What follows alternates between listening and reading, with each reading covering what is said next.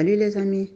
Pour le premier épisode, je vais vous parler un tout petit peu des coûts, des chiffres et aussi je vais mettre en transparence ce que nous avons eu comme devis en matériel et à combien nous avions acheté tout le matériel nécessaire pour la construction de cette ferme semi-automatique depuis la diaspora. Donc, ce que je vais vous mettre en ligne et tout, que ce soit construit depuis la diaspora ou alors même au niveau de l'Afrique sur place et tout, ça reste les mêmes. Donc, ne venez pas là me poser beaucoup trop de questions en ce qui concerne la facturation du matériel nécessaire.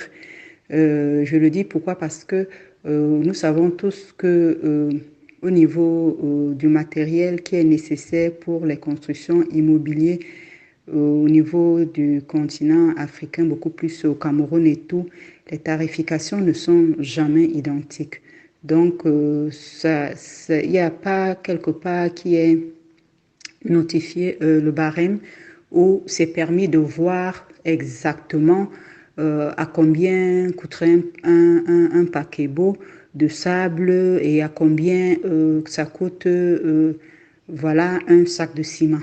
Donc, ce que je vais vous mettre là en lien, ce sont des tarifs qui sont à titre indicatif.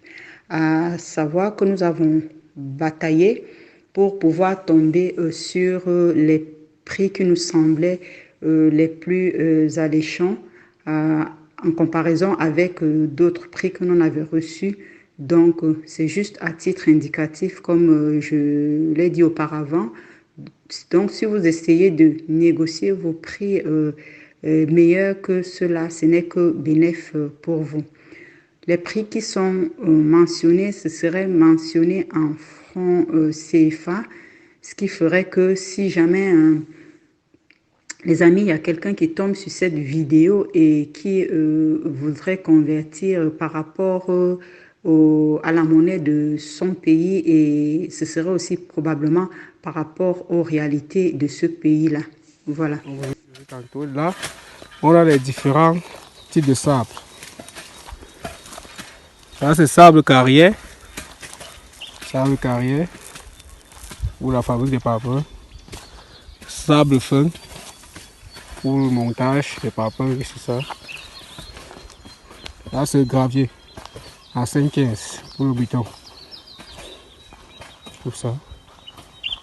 Et ici, le sable, généralement ici on appelle sable Sanaga. Chez nous, c'est sable Sanaga ici. Ça nous permet le collage du béton et la fabrique des parpaings ici. Donc, en bref, on fait un mélange de sable carrière et sable Sanaga pour que ça nous donne fabriquer les parpaings avec. C'est ça, grosso modo. Tout à l'heure, je vais passer à faire la fabrique des parpaings en moule de vin. Donc, dans le chantier, nous avons fait livrer, sur demande de notre entrepreneur, un paquebot de sable Sanaga. Donc, le paquebot, c'est ces espèces de grands camions qui transportent le sable. Donc, on a pris un paquebot de sable Sanaga qui nous a été livré sur place à 230 000 francs CFA. Ensuite, on a eu à prendre du sable carrière 20 tonnes à gros grains. Donc, sable carrière 20 tonnes à gros grains avec livraison, ça nous a coûté pour le sable carrière 150 000 francs CFA. Ensuite, on a eu aussi à prendre le sable fin. Le sable fin nous a coûté le paquebot du sable fin avec les frais de livraison à 165 000 francs CFA. Et on a pris aussi du sable carrière petit grain Bon, je ne sais pas ce qu'il y a entre la différence entre le gros grain et le petit grain, à quoi ça sert exactement, mais dans la vidéo, il y a le technicien qui essaye de nous indiquer comment ils font ces mélanges de sable. Donc, le sable carrière petit grain nous a coûté 152 000 francs CFA avec la livraison inclus. Ensuite, notre technicien nous a demandé aussi de prendre du ciment. Donc, à la base, le ciment et tout, il avait calculé pour le ciment Dangote. Donc, je dis Dangote parce que c'est le ciment qu'il a l'habitude de beaucoup plus utiliser pour être sûr d'avoir une structure qui assez fiable et assez solide. Sauf que nous, par rapport au coût de ce ciment Dangote, ça tapait fort dans le porte-monnaie. Et nous avons décidé de ne pas procéder de la sorte et tout. On a suggéré dans notre technicien de voir comment faire pour pouvoir baisser les coûts de ciment parce que le ciment, ça reste encore quelque chose qui est très très cher. En Afrique, c'est ça qui est vraiment un des points capital à devoir travailler dessus dans les constructions parce que ça vide vraiment le porte-monnaie.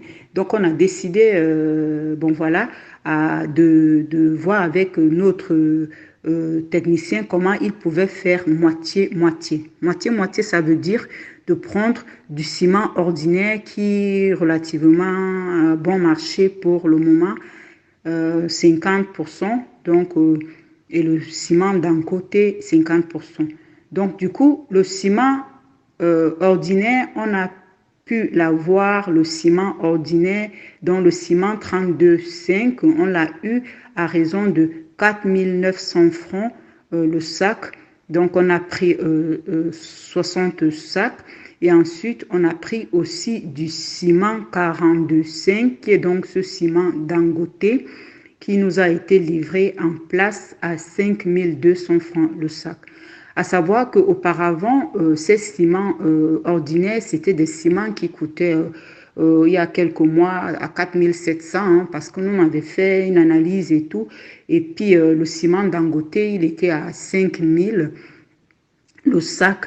Sauf que comme à chaque fois, il y a toujours ces prix qui sont facturés, je ne sais pas moi quoi, à tort et à travers, selon chaque revendeur. En fin de compte, on s'est retrouvé avec le Dangote qui a 5 200 à livrer et le ciment ordinaire 4 900.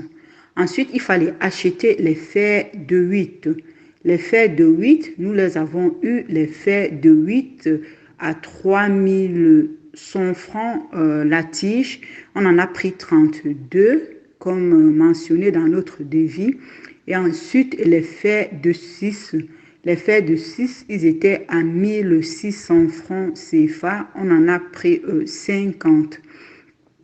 Vous verrez après dans l'évolution des travaux à quoi ça sert ces fers parce que les techniciens, ils les découpent pour pouvoir tisser une espèce de longue rameau de branches pour pouvoir faire couler les poteaux. Ensuite, on a eu aussi à prendre les fers de 10. Les fers de 10, on en avait besoin parce que c'est pour faire une fondation parce que le site, il est un peu en pente. Donc, c'est pour faire une espèce de mur de soutènement. Donc, le technicien, il a demandé 15 barres de fer.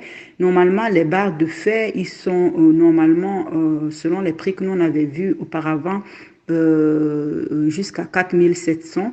Sauf que rebelote, nous sommes tombés quand il y a toujours ces pénuries. Et donc, finalement, avec la pénurie, nous avons eu le fait de 10 à 4 800 francs. Donc, on a pris 15 barres. Et ensuite, on a aussi eu à prendre donc le fil d'attache Pour les fils d'attache, on a eu à prendre des fils d'attache, 20 rouleaux de fils d'attache à raison de 800 francs le rouleau.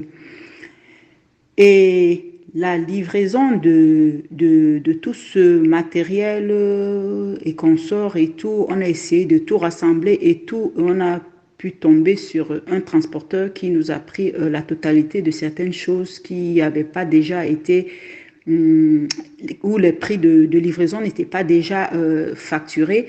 Donc, on a pu faire livrer tout le reste à 10 000 francs CFA. Comme suite de matériel, on devrait aussi mettre à disposition 30 planches et ensuite 50 lattes. Nous avons pris pour les planches à raison de 2200, qui est un prix relativement bon parce que c'était dans le site est dans le champ en forêt. Et quand on a l'opportunité de tomber dans des sites de la sorte, les sieurs, ils sont dans les environs, donc on peut dans tout droit négocier les prix avec eux. Parce que les planches sur le marché, on avait le prix à 2500 francs. Donc on a pu avoir à 2200.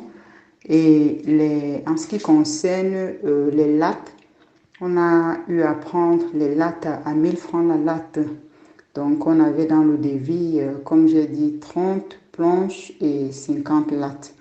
On devait acheter aussi les pointes de 70 et ensuite les pointes de 8 tonnes. Et tous ces planches, ces lattes et des pointes ils doivent servir normalement pour couler les poteaux, pour pouvoir bien soutenir les murs. Parce qu'on sait très bien que la structure, elle est fiable quand les poteaux ils sont bien coulés et qui soutiennent très bien la structure. Ça pourrait donc bien soutenir la structure.